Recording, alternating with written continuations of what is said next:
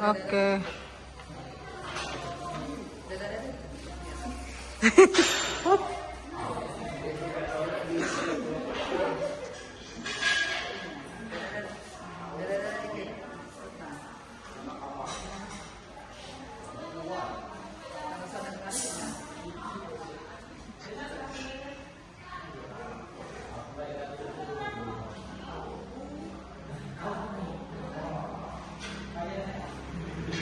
Dah pas.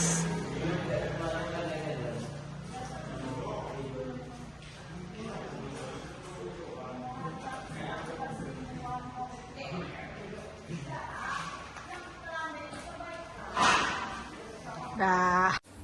Assalamualaikum warahmatullahi wabarakatuh. Waalaikumsalam warahmatullahi wabarakatuh. Selamat siang Bapak Ibu guru hebat. Terima kasih.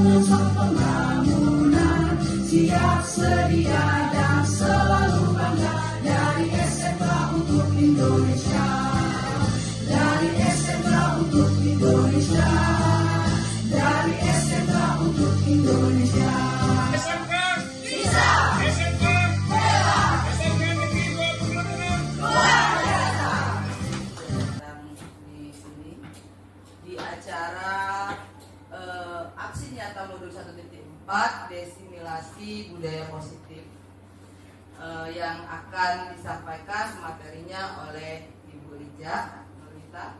Kepada Ibu Rija Nurita kami persilakan.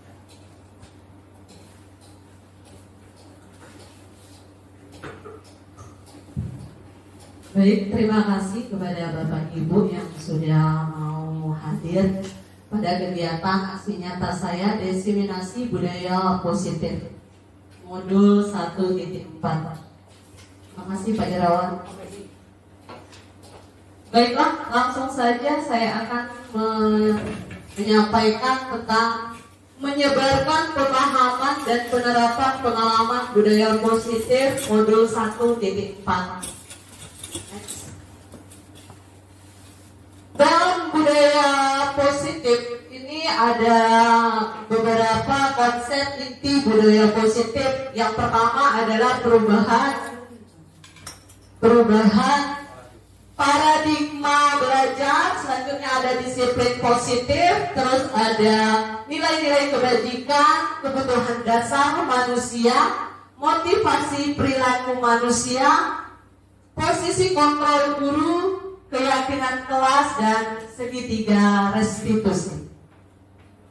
Silakan Ibu Dia. Lanjut.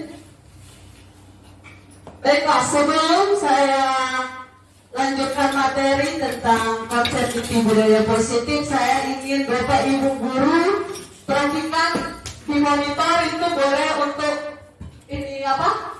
Kepalkan tangan, ini pertanyaan pemantik ya. Kepalkan tangannya. Terus instruksinya saya ingin Bapak Ibu, apa sebenarnya yang ingin Ibu pertahankan dalam hidup Ibu saat ini, Bapak? Kira-kira untuk saat ini, kira-kira apa yang ingin Bapak pertahankan? Boleh Pak Jamal? Boleh. Saya ingin mempertahankan keyakinan saya dan hidup. Ya, bahagia. Lanjut, boleh? Bu Putri.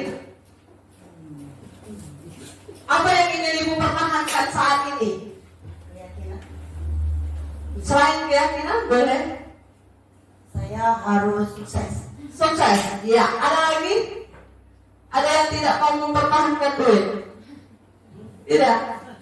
Oke, terima kasih. Itu tadi ya dari Bu Putri bahwa untuk mempertahankan sukses.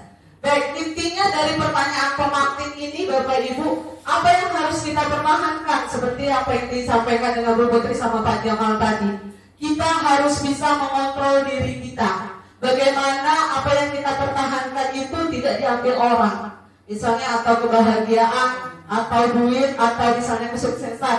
Kita yang bisa mengontrol diri kita, bukan orang lain. Jadi intinya bagaimana kita bisa mempertahankan apa yang sudah kita pertahankan, jangan sampai diambil orang. Begitu ya, kontrol diri kita itu diri kita sendiri, bukan orang lain.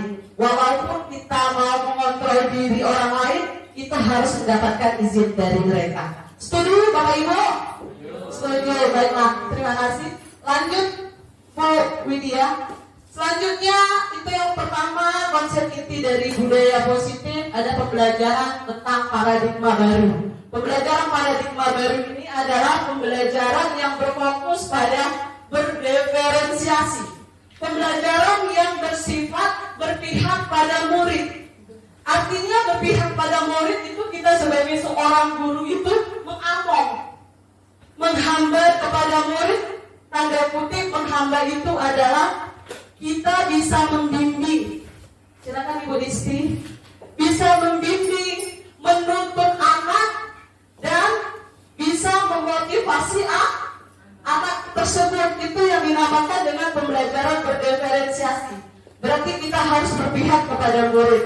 Selanjutnya itu berdasarkan profil pelajar Pancasila. Paham Bapak Ibu ya profil pelajar Pancasila? Ada pertama ada apa kira-kira? Beriman dan bertakwa. Apa lagi? Ada yang masih ingat profil pelajar Pancasila? Bergotong royong, kreatif, ya benar sekali Bu Desi. Ada lagi? Mandiri, bernalar kritis, dan kreatif. Itu profil pelajar Pancasila yang tidak boleh kita lupakan sebagai seorang guru. Next, Ibu Lydia. Jangan dekat ke mikrofon tuh. Selanjutnya, teori kontrol berdasarkan Dr. William Glasser itu seorang guru itu harus bisa mengilusikan tentang guru mengontrol muridnya. Selanjutnya, bahwa semua penguatan positif, efektif, dan bermanfaat. Selanjutnya ada ilusi bahwa kritik itu bisa membuat rasa bersalah, mampu menguatkan karakter. Selanjutnya ada bahwa orang dewasa itu berhak memaksa dan miskonsepsi. Lanjut. Bu Widya, mengubah paradigma stimulus respon ke pendekatan teori kontrol. Yang pertama, stimulus respon. Stimulus responnya realita kehidupan kita sama. Teori kontrolnya adalah realitas kebutuhan itu tidak sama. Itu teori kontrolnya. Selanjutnya, semua orang melihat hal yang sama. Realitanya setiap orang itu memiliki gambaran yang berbeda.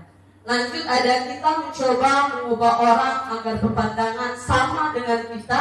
Teori kontrolnya, kita berusaha memahami pandangan orang lain tentang dunia. Ada perilaku buruk terlihat sebagai suatu kesalahan. Teori kontrolnya, semua perilaku memiliki tujuan. Seperti itu. Next, Ibu Widya. Disiplin positif. Disiplin positif itu berasal dari kata disiplina yang artinya belajar. Oke, ada yang sudah memahami disiplin positif itu apa? Bapak Ibu, apa sih sebenarnya disiplin positif itu? Ada yang mau? Disiplin positif, Ibu Herti? Kira-kira menurut Ibu Herti disiplin positif itu apa?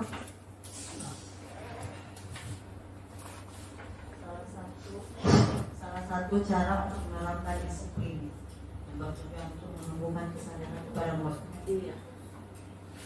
Ibu Disti? Disiplin positif menurut saya di mana kita bisa melakukan tanggung jawab kita sebaik mungkin sesuai dengan yang seharusnya. Iya. Yang seharusnya berarti tujuannya adalah kita itu bisa mengontrol diri, Bu ya. Ya, berarti kita tujuan sebagai pendidik itu tujuannya adalah menciptakan peserta didik yang memiliki disiplin diri sehingga mereka berperilaku mengacu pada kebajikan universal. Artinya universal itu adalah menyeluruh. Next, Ibu Widya. Ada selanjutnya ada nilai-nilai kebajikan. Nilai-nilai kebajikan ini berdasarkan profil pelajar Pancasila adalah yang pertama tadi sudah disebutkan ya, Bu Winda. Ada beriman, bertakwa kepada Tuhan Yang Maha Esa, berakhlak mulia, berkebinekaan global, gotong royong, mandiri, bernalar kritis dan kreatif. Ada berdasarkan Ibo Primary Years Program itu bersifat toleransi, rasa hormat, integritas mandiri, menghargai, antusias, empati, keingintahuan, kreativitas, kerjasama, percaya diri dan komitmen. Terakhir itu ada keterampilan hidup, dapat dipercaya, lurus hati, pendengar yang aktif, tidak merendahkan orang lain dan memberikan yang terbaik dari diri kita. Itu nilai-nilai kebajikannya. Next, Ibu Widya. Kebutuhan dasar manusia. Kebutuhan dasar manusia itu adalah segala sesuatu yang kita lakukan untuk mendapatkan apa yang kita inginkan. Pertama, misalnya kebutuhan, Bu Widya. Ada 5 kebutuhan dasar manusia, Bapak Ibu. Bertahan hidup. Bagaimana kita bisa bertahan hidup? Kira-kira apa yang bisa kalian ini Bapak Ibu lakukan untuk bertahan hidup? Apa kebutuhan yang harus dibutuhkan untuk kita bisa bertahan hidup? Winda? Makan, pakaian, tempat tinggal. Ya, penting itu ya. Kalau tidak makan, apa yang akan terjadi kalau tidak ada tempat tinggal pun seperti itu. Ada pendapat lain? Tadi Bu Disti mau bertanya? Sama ya, setuju. Selanjutnya ada kasih sayang dan rasa diterima. Itu rasa diterima, diperdulikan, sama seperti kita di kelas, Bapak Ibu. Di kelas itu kita pasti menemukan anak kita yang berperilaku negatif. Ketika tiba-tiba misalnya di penguasaan, bagaimana sih anak ini tiba-tiba ketika kita mengajar anak ini bolak-balik, keluar masuk, udah itu pecicilan. Itu artinya ada negatif yang didapat dari anak tersebut. Kenapa? Karena dari penguasaan, berarti dia ingin dianggap. Itu kita harus mempelajari dari tingkah laku anak tersebut, apa yang dia tidak dapat dari anak tersebut. Ketika dia merasa tidak dianggap, dia akan bertingkah. Itu tugas kita sebagai seorang guru ya Bapak Ibu. Ada nilai negatif yang ditimbulkan kepada anak tersebut. Tugas kita sebagai guru adalah bagaimana, anak ini perlu kasih sayang, anak ini perlu dianggap, seperti itu. Ada juga kebebasan. Ketika anak itu kita larang, anak didik kita larang, berarti dia kenapa boleh sih? Terlalu dekat mikrofonnya. Iya boleh. Agak gitu ya. Berdenging. Lanjut tentang kebebasan. Kebebasan ini misalnya ketika anak didik kita, ketika kita mengajar itu kita larang. Oh jangan seperti itu ya nak, jangan melakukan hal tersebut. Jadi kebebasan anak tersebut direnggut. Jadi ada nilai negatif yang ada dalam diri anak tersebut. Jadi kita harus memahami. Selanjutnya ada nilai kesenangan. Nah kalau nilai kesenangan kira-kira apa Bapak Ibu? Yang kita sebagai seorang pendidik itu apa sih yang dilakukan oleh anak murid kita? Bergurau, bercanda. Jadi itu intinya ya, humor dan antusias. Oke, boleh lanjut. Selanjutnya ada motivasi perilaku manusia. Pertama ada motivasi ekstrinsik dan motivasi intrinsik.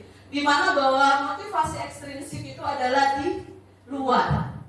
Ketika anak tersebut ingin sekali mendapatkan imbalan, apa yang dia lakukan harus dihargai. Itu ekstrinsik. Untuk menghindari ketidaknyamanan hukuman, dia akan melakukan itu. Saya nanti kalau misalnya tidak mengerjakan PR pasti kena hukuman. Itu motivasi ekstrinsik. Ya. Selanjutnya motivasi intrinsik. Intrinsik itu adalah untuk menjadi orang yang ingin dihargai. Nah, biasanya yang harus kita lakukan itu biasanya sebagai seorang guru adalah melakukan motivasi intrinsik. Oke, lanjut Ibu Widya. Nah, yang selanjutnya dari motivasi itu tadi ada hukuman. Hukuman, ada konsekuensi, ada restitusi. Hukuman. Kita sebagai seorang pendidik itu kenapa harus ada hukuman, ada konsekuensi dan restitusi? Oke Bapak Ibu, ada yang tahu? Sudah melihat itu materinya hukuman itu seperti apa sih? Oke, Pak Irawan. Hukuman itu seperti apa sih Pak Irawan? Memberikan efek jerah kepada anak didik ya. Ada lagi? Konsekuensi dari kesalahan yang dia buat. Iya, konsekuensi dari hukuman yang dibuat. Benar Bapak Ibu ya. Nah, kalau restitusi itu ada yang sudah mendengar kira-kira Bapak Ibu? Udah ada yang paham? Ada yang tahu tentang restitusi? Tidak tahu. Nah, di dalam motivasi perilaku manusia itu ada hukuman, ada konsekuensi, ada restitusi. Hukuman itu adalah yang terencana, tiba-tiba. Misalnya ketika anak itu tidak membuat PR atau kesepakatan kelas atau dia tidak memakai atribut lengkap ketika upacara. Hukumannya sesuai dengan konsekuensinya, berarti dia berdiri di tiang bendera sambil hormat, itu bisa dinamakan dengan hukuman.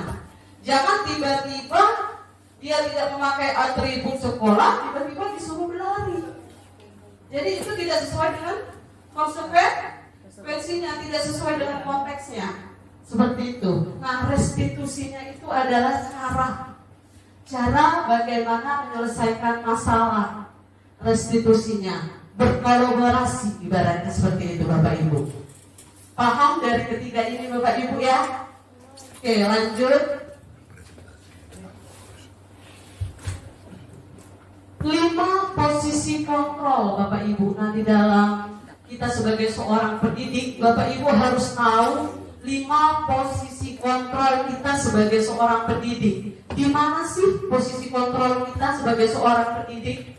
Yang pertama, ada penghukum, ada pembuat merasa bersalah, ada teman, ada pemantau dan manajer. Berarti ada 5 ini. Di mana sih Bapak Ibu? Ketika seperti saya misalnya mengajar otomotif, ketika anak mengalami misalnya sering terlambat, sering bolos, itu kemana saya? Apakah saya harus sebagai seorang penghukum? Ya, apa saya sebagai seorang pembuat merasa bersalah? Apa sebagai teman? Atau sebagai pemantau dan manajer? Ada yang sudah tahu Bapak Ibu? Paham tidak Ibu Bapak Ibu? Penghukum itu seperti apa sih? Manajer, boleh Bu Disti? Baik, terima kasih Bu Liza. Materinya sangat bagus.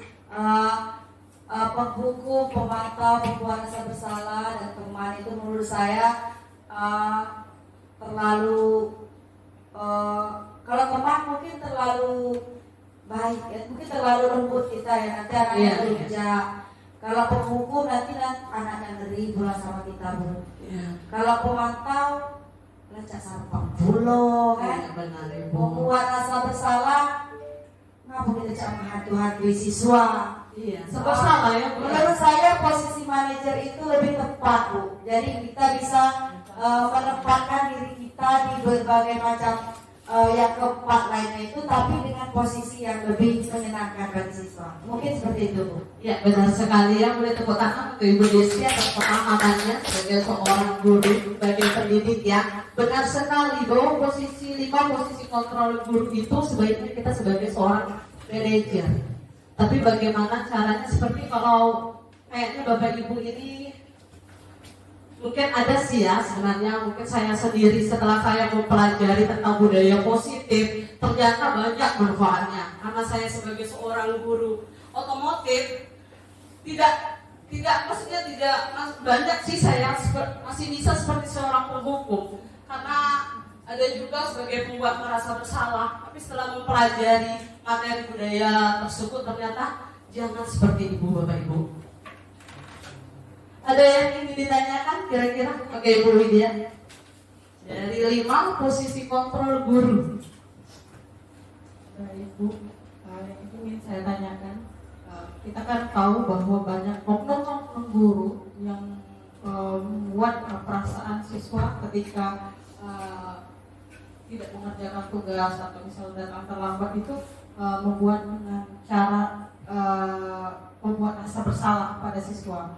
Nah, bagaimana nih kita sebagai guru itu untuk memberitahu ini kan kita budaya positif dengan rekan sejawat kita, kalau misalnya perbuatan atau tindakan yang dilakukan ya dengan cara mereka membuat rasa bersalah pada peserta didik itu tidak baik untuk dilakukan. Terima kasih ya Ibu Widya. Ya, sebenarnya ya untuk kita memberitahu kepada rekan sejawat itu sebenarnya agak segan Bu ya. Sebenarnya ya kayak kita nggak pernah melakukannya seperti itu, karena kita sebagai seorang pendidik gitu, kita juga sama-sama belajar. Jadi kalau menurut saya, kalau sama-sama rekan sejawat itu kita harus berkolaborasi dulu Bu, menjelaskan bahwa 5 posisi kontrol itu yang seperti apa. Kita sebagai seorang pendidik itu harus seperti apa. Misalnya kalau kita membuat merasa bersalah, apa dampak dari anak tersebut? Pasti apapun ada dampaknya. Seperti itu ya Bapak Ibu. Paham? Jadi kita harus berkolaborasi dulu dengan rekan sejawat itu. Ada lagi? Ibu Widya?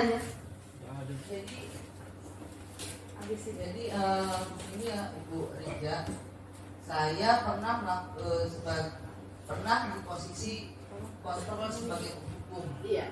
Pasti itu Bu. Kemudian saya juga pernah di posisi pembuat merasa bersalah, dan juga pernah sebagai teman, pemantau dan manajer. Nah,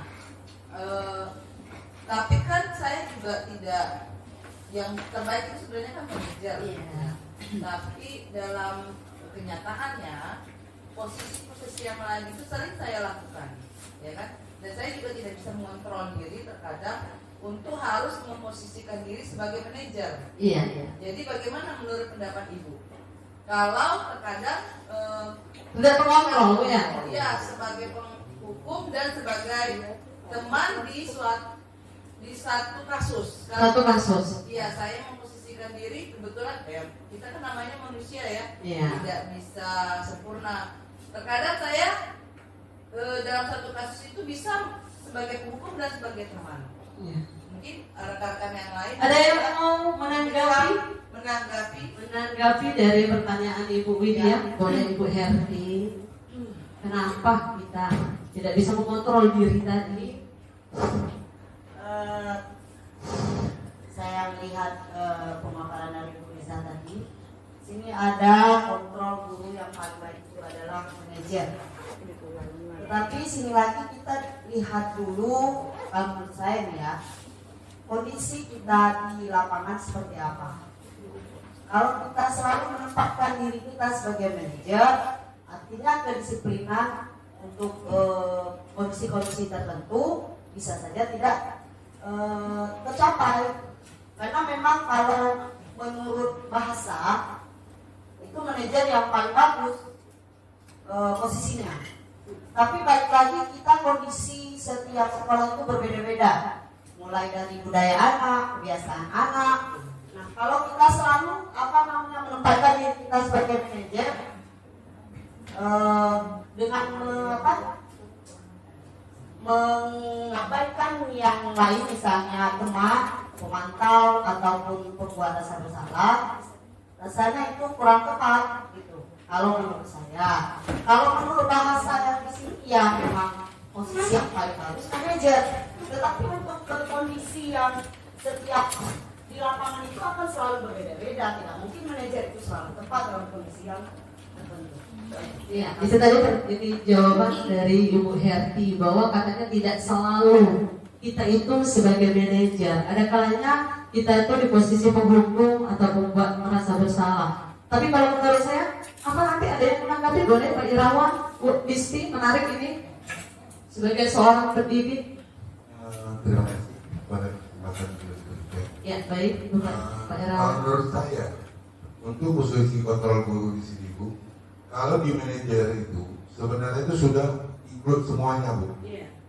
Kita bisa jadi penghukum, pembuat rasa bersalah terjadi, tapi kita bisa di manage di manajer. Namanya manajer. Kita yang mengatur semua kondisi yang ada di dalam kelas kita. Sistemnya berarti diperhalus, tidak sekasar penghukum. Bahasanya yang diperhalus di dalam namanya manajer. Manajer tahu, kita tahu sendiri apa arti dari manajer. Kita akan memanage semua kejadian yang ada di dalam kelas tersebut Pak ya. Misalnya kalau terhadap kasus anak tersebut ya, misalnya kalau anak tersebut terlambat datang sekolah, apa yang harus diposisikan sebagai seorang guru?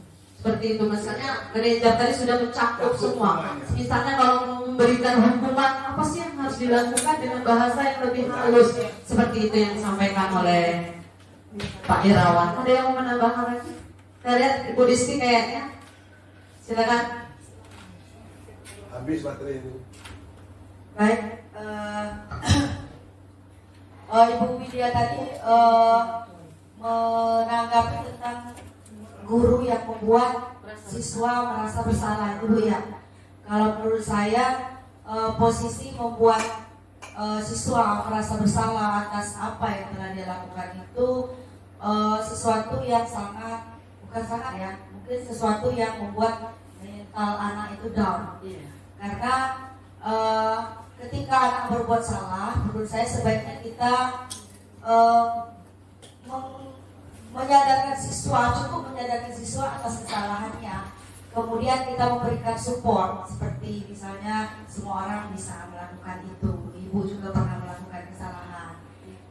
Ayo kita kembali bersemangat. Gitu. Kita memberikan motivasi lagi, sehingga nantinya siswa ini tidak merasa dia pernah melakukan kesalahan yang sangat menyakiti siapapun misalnya, atau membuat kegagalan apapun, sehingga dia bisa kembali ke lingkungan teman-temannya dengan rasa yang normal kembali, tidak dengan perasaan yang sedih atau sangat bersalah. Terima kasih Ibu Disti. Dengan tadi pertanyaan dari Bu Widya dan Ibu Winda ya. Jadi kadang-kadang kata Ibu Winda bahwa saya itu tidak bisa mengontrol diri saya ketika tiba-tiba saya itu tidak di posisi manajer, saya memberikan hukuman seperti itu. Tapi intinya kita sebagai seorang pendidik itu kita harus tahu dulu Bapak Ibu, ketika kita memberikan hukuman itu memang sebenarnya kadang-kadang kita tidak sadar apa yang kita lakukan itu adalah hukuman. Tiba-tiba kamu ini seperti ini. Bahasa yang kita lakukan itu sudah bahasa penghukum. Karena ya juga sih sebenarnya kata Ibu Herti, nobody's perfect, tidak ada yang sempurna ya di dunia ini. Jadi intinya bagaimana kita itu bisa memposisikan diri kita, bisa mengontrol diri kita, bahwa apa sih sebenarnya manajer itu, pokoknya apa yang kita lakukan itu harus tahu dulu dampaknya. Ya, seperti itu. Setuju ya Bapak Ibu? Setuju. Ya, terima kasih. Next. Nah, ini contohnya tadi supaya lebih jelas. Misalnya contoh penerapan 5 posisi kontrol guru. Siswa tidak memakai atribut lengkap saat upacara bendera. Nah, sebagai penghukum itu posisinya harus right. Berarti kalau upacara bendera jangan berlari ya, jangan push up. Harus misalnya hormat pada bendera misalnya selama 1 jam. Nah, jadi sesuai dengan ketika upacara, seperti itu menghukum. Jangan disuruh berlari Bapak Ibu, jangan disuruh push up, seperti itu. Konsekuensinya seperti itu. Nah, pembuat merasa bersalah. Misalnya berapa kali Bapak Ibu harus memberitahu kamu selalu saja mengecewakan ibu bapak, seperti itu. Itu membuat merasa bersalah. Itu bahasanya ya. Contohnya. Lanjut. Misalnya kalau kita sebagai teman, ayo dong ikuti aturan sekolah, tolong bantu bapak ibu ya nak, kalau bantu bapak ya nak. Sekali ini, saya sudah tidak apa-apa, lain kali jangan sampai berbuat seperti itu lagi. Itu kalau kita di posisi sebagai teman. Sekali lagi ini contoh ya. Terus kalau kita sebagai seorang pemantau, contohnya adalah kamu sudah melanggar peraturan sekolah nak. Kamu tahu konsekuensinya?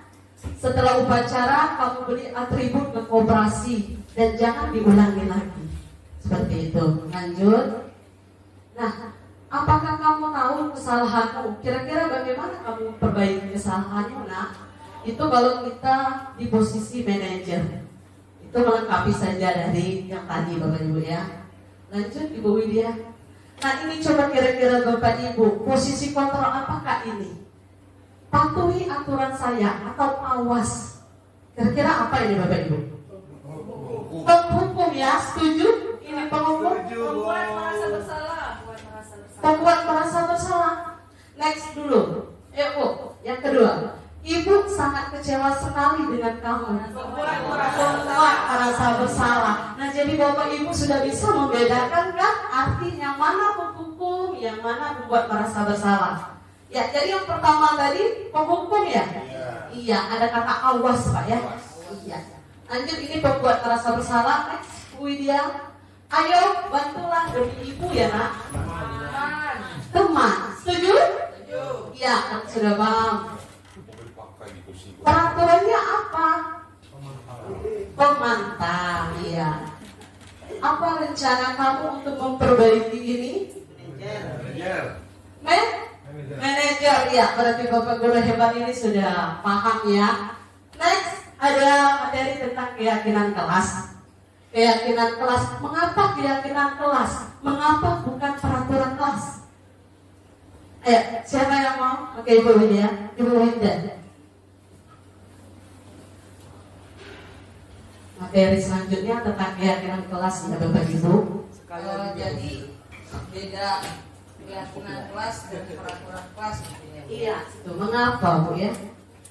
Baik, kalau peraturan kelas itu lebih tegas kalau menurut saya.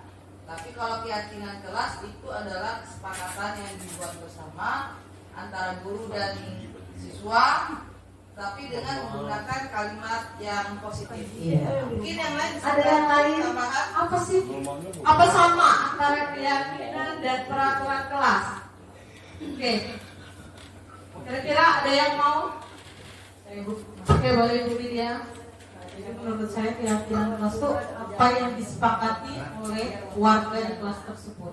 Jadi sama-sama disepakati untuk keyakinan yang akan dilaksanakan di kelas tersebut. Nah, kalau peraturan itu satu arah, jadi satu arah, cuma satu ketentuan dan peraturan. Jadi harus dilaksanakan sesuai dengan ketentuan tersebut kayak gitu. Benar sekali ya. Jadi Bapak Ibu, keyakinan kelas itu adalah bagian dari kesepakatan ke kelas. Sementara kalau peraturan kelas itu menyeluruh. Ya. Ada yang mau disampaikan? Tidak? Cukup. Nah, itu dari keyakinan kelas. Jadi harus membuat pertanyaan apa jawaban yang positif. Jadi jangan pertanyaan yang negatif. Itu keyakinan kelas. Lanjut. Langkah-langkah utama dalam menetapkan keyakinan kelas Bapak Ibu. Kalau kita sebagai seorang pendidik, yang pertama kita harus berdiskusi dulu, memunculkan peraturan-peraturan yang perlu ditaati di warga kelas. Yang kedua, mengubah peraturan menjadi kalimat yang positif. Ya benar yang dibilang sama Ibu Widya tadi. Harus menggunakan kalimat yang lebih positif. Ketiga, menyarikan peraturan menjadi nilai-nilai kebajikan keyakinan kelasnya. Selanjutnya, berdiskusi mengenai gambaran perilaku yang mencerminkan keyakinan kelas. Kelima, berdiskusi mengenai peran seluruh warga kelas. Dan keenam, meninjau ulang keyakinan kelas dari waktu ke waktu. Nah, dari materi keyakinan kelas ini saya ingin Bapak Ibu membuat yang sudah ada peraturan kelas menjadi keyakinan kelas. Kira-kira apa? Saya bagi saja. Ini kelompok yang pertama dan ini kelompok yang kedua. Boleh ya Bapak Ibu ya? Biar kita paham apa sih peraturan kelas dan keyakinan kelas itu.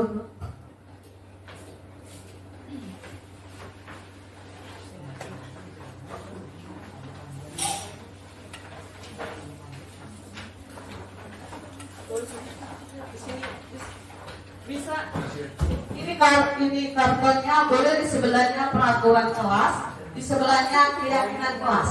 Jadi kira-kira peraturan kelasnya yang sudah ada dibuat menjadi keyakinan kelas. Jadi ada dua. Ada sebelahnya peraturan kelas. Ya, peraturan kelas boleh, peraturan sekolah boleh. Yang sudah ya. Ya. Boleh berkelompok. Koko, Mas. Ngantuk ya Bapak Ibu?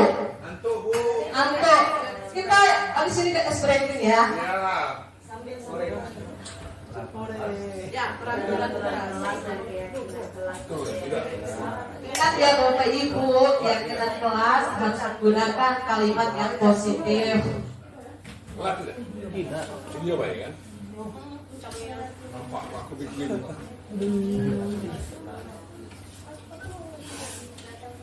Aku kira apa? Masa rapat, lain anak. Berapa? Tapi kok berapa? Ini udah dapat kue sih. Baru kawannya lagi panjang. Piring, Mam. Peraturan kelana. Ayo, ayo. Ayo.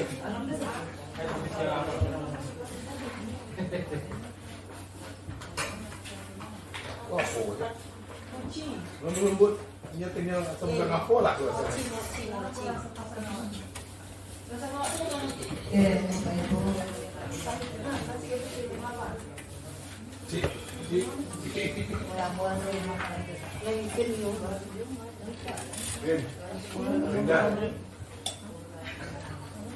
Oke, Bapak Ibu, peraturan kelas berarti peraturan boleh, peraturan sekolah boleh. Atau kalau kita sebagai wali kelas kan, kita harus membuat keyakinan kelas di kelas kita. Misalnya, kalau kata positif berarti tidak boleh menggunakan kata tidak, Bapak Ibu. Bukan. Misalnya, jangan membuli.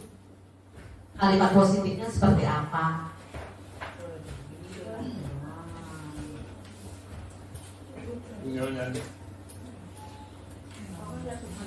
Ya.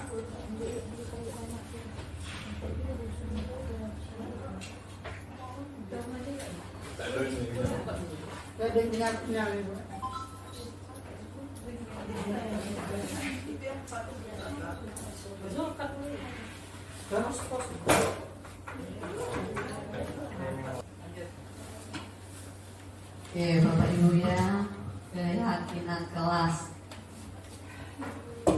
Mana dia?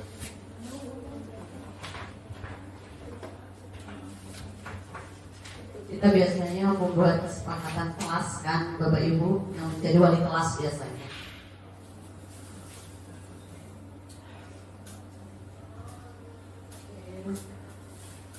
Semangat Bapak Ibu.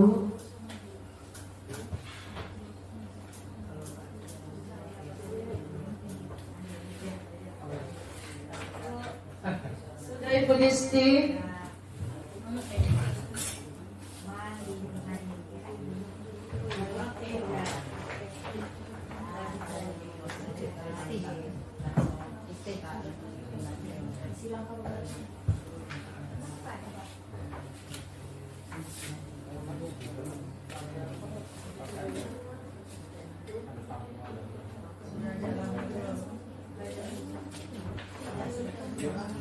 Sudah? Belum.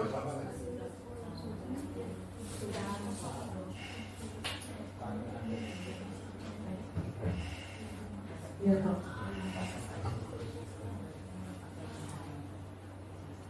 Oke, Ibu Disti sudah ya, cepat ini Ibu Disti sudah biasa sepertinya membuat keyakinan kelas ini. Seperti itu ya. Oke, kita maju sambil nunggu yang kelompok 2 ini. Bisa? Ayo Pak Irawan, maju dulu sebentar Pak Arek. Aku udah tadi maju. Ayo Bapak Ibu maju. Maju. Kita berdua. Oh, tanya juga maju juga. Oke, boleh silakan jelaskan Bu Disti. Baik, terima kasih pada Ibu Riza. Inilah hasil diskusi kami kelompok 1, yang mana kami melihat peraturan-peraturan kelas ini yang biasanya ada di peraturan-peraturan sekolah itu ya Bu ya. Kemudian kami bikin kalimat yang positif, yang sesingkat-singkat mungkin supaya anak bisa mengingatnya dengan mudah. Yang pertama, dilarang terlambat. Kami buat kalimat positifnya dengan hadir tepat waktu. Kemudian ada peraturan dilarang buang sampah. Kami buat keyakinan kelas jaga kebersihan. Yang ketiga, tidak boleh mencuri. Kami buat kalimat positifnya jujur. Kemudian dilarang mengganggu teman. Biasa mengganggu ini mau, kan ada yang cowok-cowok suka jahil ya sama temannya. Jadi kami buat kalimat positifnya sopan. Kemudian dilarang mencontek supaya anak kita terbiasa mandiri di kelas. Jadi kami buat kalimat positifnya mandiri. Terima kasih Bu Riza, semoga sudah ada ini Sesuai ya, belajar namanya. Nanti dulu Ibu Disti sama Ibu Dia, kira-kira menurut Bapak Ibu peraturan kelas yang dibuat Ibu Dia dan Ibu Disti ini sudah ada? Ya, boleh kelompok 1. Ada yang mau nanggapi? Ada yang mau memberikan tanggapan? Oh, ini peraturannya seperti ini. Saya mau menanggapi dulu. Untuk peraturan kelas sudah benar. Kalau untuk keyakinan kelas, mungkin ada kalimat yang mau saya tambahkan. Ya, boleh. Masukan untuk kelompok Bu Kristi, kelompok Julia. Untuk kalimat nomor 2, marilah kita menjaga kebersihan. Jadi sekalian itu mengajak. Mengajak. Jadi kalimatnya itu lebih persuasif gitu loh. Persuasif ya, mengajak. Mungkin itu aja. Ada tambahan dari yang lain barangkali? Pak Terawan atau Pak Ibu? Kami yang buat. Ya. Ini kami jawab tadi. Oke, Bristi, silakan. Baik, terima kasih pada Ibu Winda. Jadi gimana dari kalimatnya, Bu? Marilah kita menjaga kebersihan. Baik ya Bu ya, lebih mengajak Bu ya. Kalau begitu kira-kira kalau dijujur itu berarti kalau kita tambah lagi kalimat apa? Bahasanya. Berusaha untuk jujur. Jadilah anak yang Jadilah anak yang jujur. Jadilah anak yang sopan ya Bu ya. Oke, nanti kita berbagi lagi. Terima kasih masukannya Ibu Winda. Terima kasih. Oke, bagus sekali ya. Kita Bapak guru-guru yang hebat ini. Selanjutnya boleh Ibu Desi dan Ibu Dela peraturan kelas dan keyakinan kelas yang dibuat. Ya, boleh maju. Retna maju, Bu Retna. Ya, Bu Retna lagi sepupu. boleh lagi. Oke, boleh maju. Silakan peraturan kelas dan keyakinan yang dibuat oleh kelompok Ibu Dela ya. Yo, Bu Retna. Ya, Ibu Desi silakan. Baiklah, kami akan membacakan peraturan kelas dan keyakinan kelas. Kalau di sini yang pertama tidak boleh terlambat masuk kelas. Kata positifnya datang tepat waktu. Yang kedua tidak boleh berkata kasar. Kata positifnya bicara dengan sopan santun. Yang ketiga tidak boleh ribut selama proses pembelajaran. Kata positifnya menjaga suasana tenang selama belajar. Yang keempat tidak boleh merusak fasilitas sekolah atau kelas. Kata positifnya menjaga fasilitas sekolah atau kelas. Yang kelima jangan menggunakan HP selama proses pembelajaran. Kata positifnya gunakan HP secara bijak. Terima kasih. Kira-kira Bapak Ibu ada penambahan ini? Bagusnya, Bu. Mantap ya? Oh, berarti oke. Yakin tidak ada? Oke, udah tepuk tangan dulu untuk Ibu Lesti dan Ibu Ella dan Ibu Putri.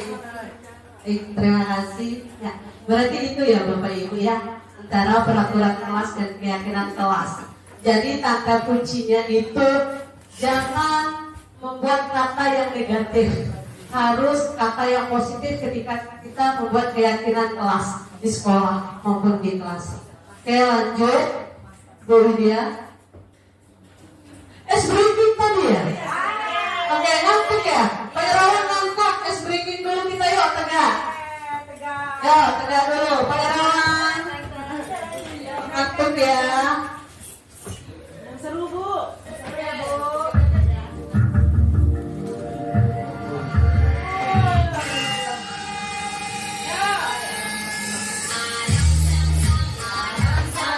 Guri guri guri guri guri guri ram sam sam.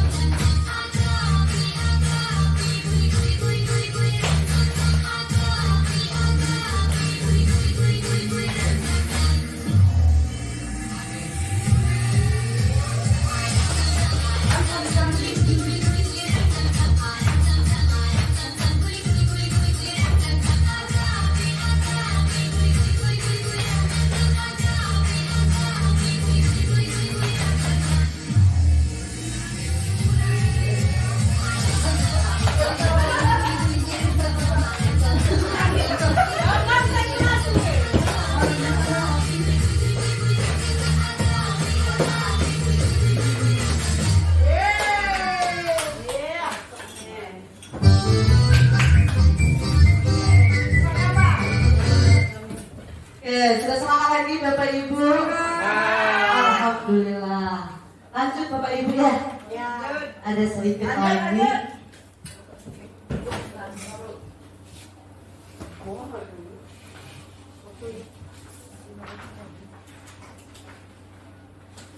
Oke, Bapak Ibu, selanjutnya segitiga restitusi. Segitiga restitusi itu adalah suatu proses dialog yang dijalankan oleh guru agar dapat menghasilkan murid yang mandiri dan bertanggung jawab. Ini azab sakit, Bos.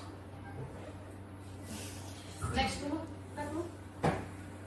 Selanjutnya yaitu segitiga restitusi, Bapak Ibu. Segitiga restitusi itu adalah suatu proses dialog yang dijalankan oleh guru agar dapat menghasilkan murid yang mandiri dan bertanggung jawab. Jadi ini prosesnya Bapak Ibu. Pertama ada stabilitas identitas, yang kedua validasi tindakan yang salah, yang ketiga menanyakan keyakinan. Itu proses dari segitiga restitusi. Next Ibu Widya.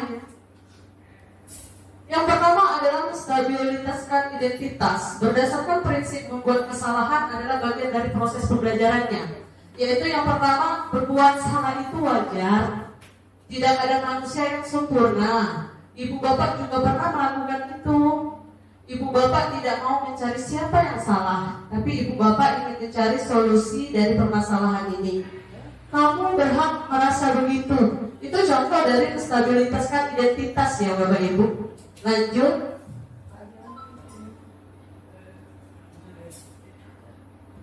Kedua, validasi tindakan yang salah, yaitu prinsip setiap perilaku berupaya memenuhi suatu kebutuhan tertentu. Contohnya, kamu pasti punya alasan kenapa melakukan hal itu. Lanjutnya, padahal kamu bisa melakukan yang lebih buruk dari ini ya. Nah itu kata-katanya, kamu patut bangga karena telah melindungi sesuatu yang penting buat kamu. Terakhir, kamu melakukannya karena mempertahankan sesuatu yang penting bagimu. Lanjut, Bu Widya. Yang terakhir adalah menanyakan keyakinan. Berdasarkan prinsip teori kontrol bahwa pada dasarnya kita termotivasi secara intrinsik Bapak Ibu. Pertama, apa keyakinan kelas yang kita sudah sepakati? Jadi kita sudah membuat keyakinan kelas itu tadi ketika ada masalah dari anak kita bisa melakukan dengan proses segitiga restitusi.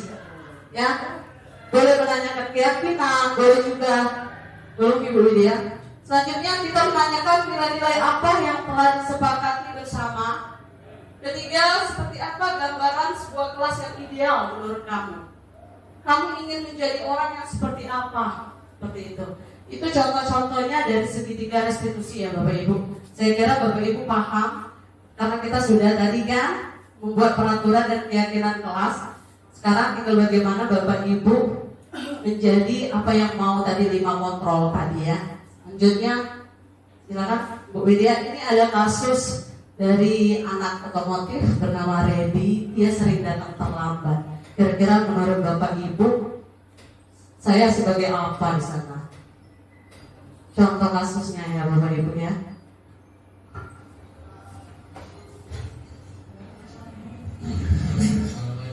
Waalaikumsalam. Gusti. Jadi tahu kenapa Ibu panggil hari ini? Gini nih, Ibu dapat laporan dari guru basket dan guru mata pelajaran kalau Redi itu sering datang terlambat. Apakah benar? Benar. Nah jadi gini, menurut Redi sudah berapa kali Redi terlambat? Sudah sering. Nah menurut Redi datang terlambat itu sebenarnya kesalahan dia.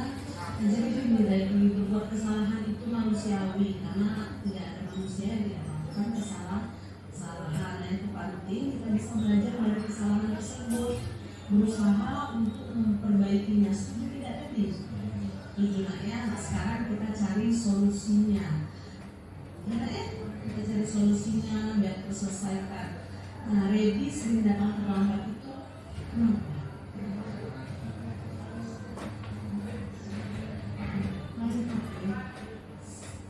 larut malamnya itu sekitar jam berapa? Jam 1.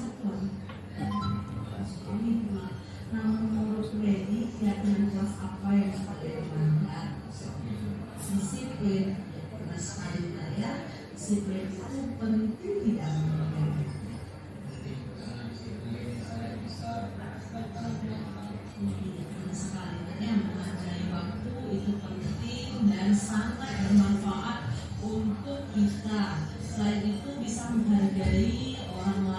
dan diri kita juga pekerjaan dan dapat mengajari kita rasa peduli.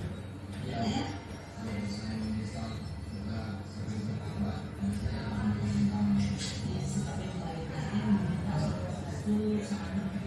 Nah, menurut Reddy, apa yang harus dilakukan sama Reddy supaya tidak terlambat lagi?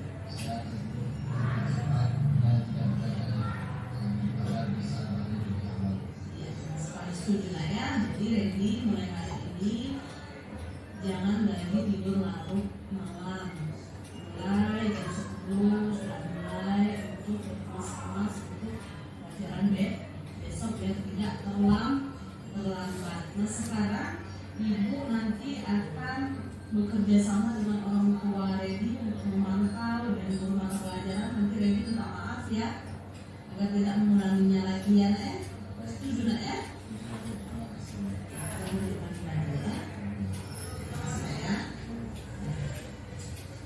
Assalamualaikum warahmatullahi wabarakatuh. Saya Reddy dari kelas 12 SIM. Saya ingin mengakui kesalahan saya. Saya ingin berterima kasih juga kepada ibu saya sudah mengajak saya diskusi dengan baik. Terima kasih bisa.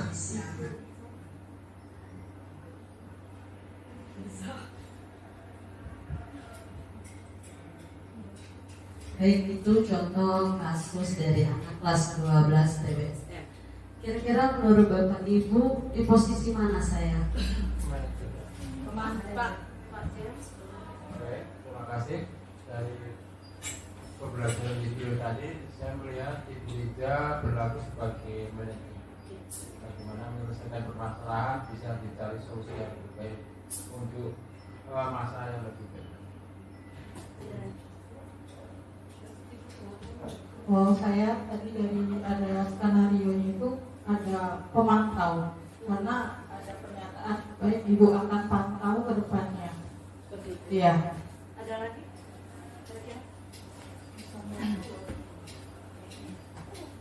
Menurut saya sudah di posisi manajer karena segala aspek itu sudah terlihat di situ.